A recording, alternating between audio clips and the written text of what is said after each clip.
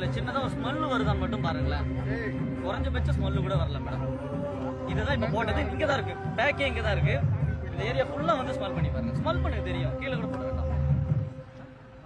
வருது உங்களுக்கு ப்ளீச்சிங் பவுடரே கிடையாது மேடம். நீங்க என்ன வாங்கல, ஆனா கேமரால போய் தள்ளி போங்களா தெரியல.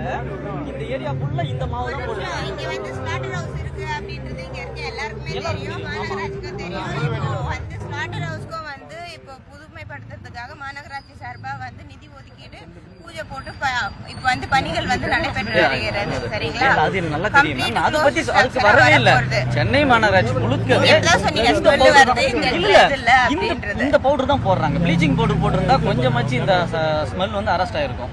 குறைஞ்சபட்சம் கிருமி நாசினி தான். இது என்ன பவுடர்?